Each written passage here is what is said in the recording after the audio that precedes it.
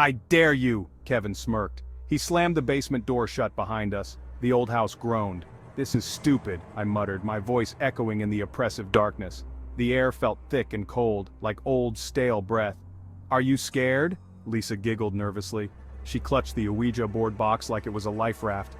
"No," I lied. My heart pounded against my ribs. "We shouldn't be here. Everyone knew this house was haunted."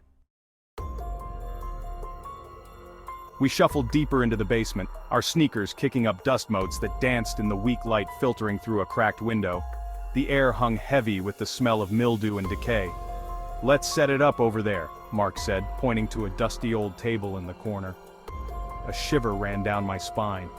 The table looked ancient, warped with age. We huddled around the table, our shadows stretching and twisting in the flickering light. My hand trembled as I helped Lisa unpack the Ouija board. It felt ice cold beneath my fingertips. "This is so creepy," Lisa whispered. Her eyes darted around the basement as if expecting something to leap out from the shadows. The Ouija board seemed to glow in the dim light. Its polished surface reflected our nervous faces back at us, distorted and strange. The planchette, shaped like an upside-down heart, lay innocently in the center. "Okay, everyone, place your fingers lightly on the planchette," Kevin instructed. His voice sounded unnaturally loud in the oppressive silence. I hesitated. My stomach churned with a growing sense of unease, but I didn't want to look scared in front of the others.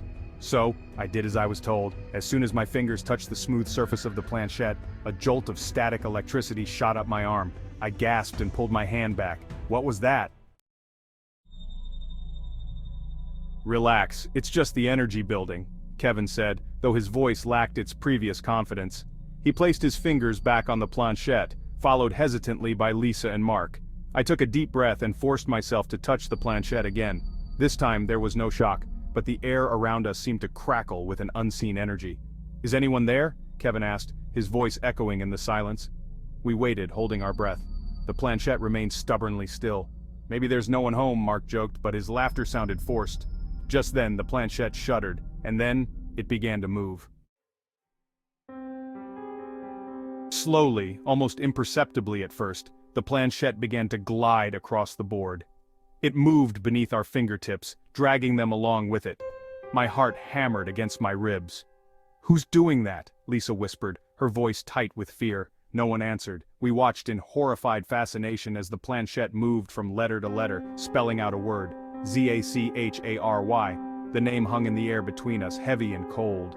A wave of icy air swept through the basement, making the hairs on the back of my neck stand on end. "Who's Zachary?" Mark asked, his voice barely a whisper. The planchette didn't move. It sat on the board, a silent, ominous presence. The air grew colder, the temperature plummeting with an unnatural swiftness. It was as if the warmth was being sucked out of the room, leaving behind a biting chill that gnawed at our bones. I could see my breath in front of my face, a ghostly plume in the dim light.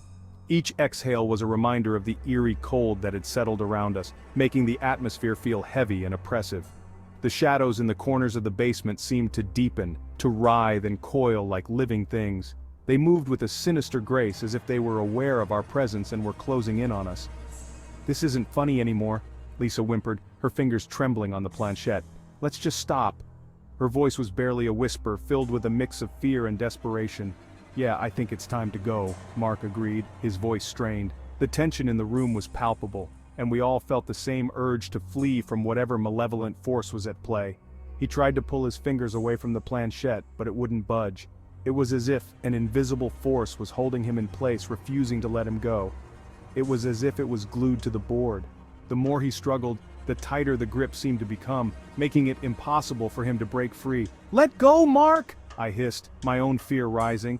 The panic in my voice was evident, and I could feel my heart pounding in my chest. But Mark wasn't faking it.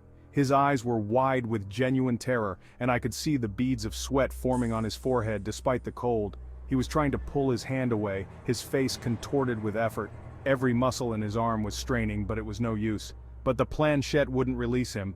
It was as if it had a mind of its own, determined to keep him trapped in this nightmarish scenario. The room seemed to close in around us, the walls pressing in as our fear reached a fever pitch. We watched in horror as the planchette began to move again, this time with a swiftness that was both exhilarating and terrifying. The room seemed to grow colder, the air thick with an unspoken dread. Each of us held our breath, eyes glued to the board, unable to look away. It darted across the board, circling and looping as if guided by an unseen hand. The letters and numbers blurred together in a dizzying dance, spelling out words that made no sense, yet filled us with an inexplicable fear. And then we heard it, a low growl, deep and guttural, emanating from the darkest corner of the basement. It was a sound that seemed to come from the very bowels of the earth, reverberating through the walls and into our bones.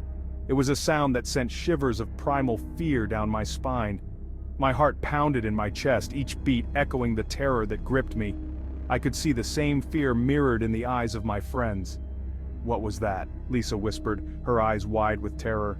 Her voice was barely audible, a mere breath against the oppressive silence that had fallen over us. The growl grew louder, morphing into a deep, rasping voice that seemed to slither around the room. It was a voice that carried with it the weight of centuries, ancient and malevolent. "You have awakened me." The voice echoed in the silence, each word dripping with malice. It was as if the very shadows had come to life, wrapping around us, suffocating us with their presence. Terror choked my throat. We had woken something up, something evil. The realization hit us all at once, a wave of dread that left us paralyzed. We had crossed a line, ventured into a realm we were never meant to enter, and now we had to face the consequences. An icy wind whipped through the basement, extinguishing the single light bulb and plunging us into darkness. Screams filled the air, high-pitched and terrified. I couldn't tell if they were my own. Something brushed against my leg, something cold and rough like sandpaper. I recoiled with a strangled cry, scrambling away from the unseen touch. My heart pounded against my ribs. "Get us out of here!" Kevin yelled, his voice cracking with panic. "Get us out of here now!"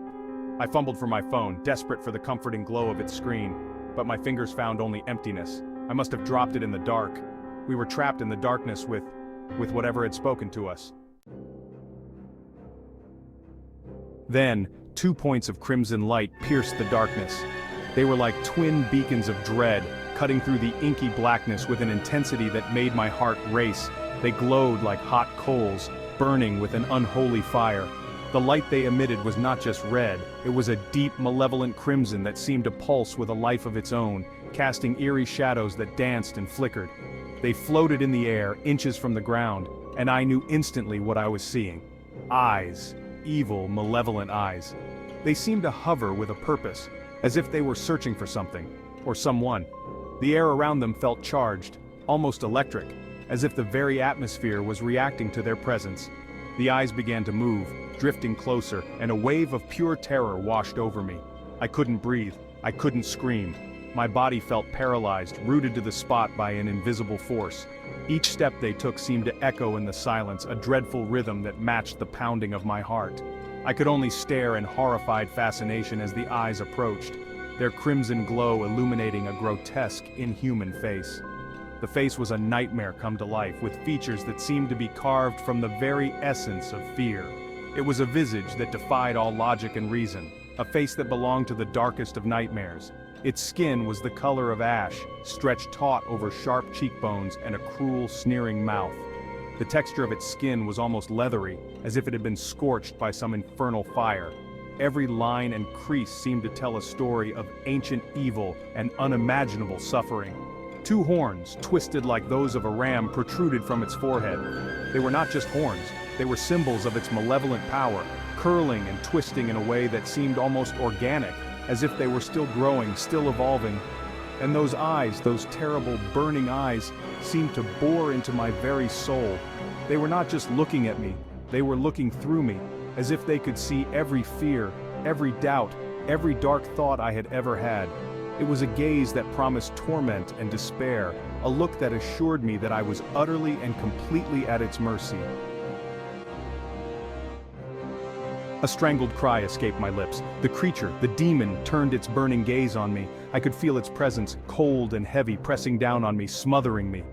"You should not have awakened me," the demon hissed, its voice a raspy whisper that seemed to slither into my ears, filling my mind with images of death and decay. We didn't mean to," Lisa stammered, her voice trembling. We were just playing a game. The demon's mouth twisted into a cruel smile. Games have consequences, it hissed, and now you will pay the price. Panic surged through me. We had to get out of here. Now! I scrambled back, stumbling over something hard and cold. The Ouija board. Run! I screamed, scrambling to my feet, but it was too late. The demon was upon us, its laughter echoing in the darkness. I felt a searing pain in my arm, as if talons of fire were digging into my flesh. I screamed again, the sound ripped from my throat. Then, everything went black. The last thing I remember was the sound of the demon's laughter, echoing in the darkness, triumphant and cruel. We were trapped.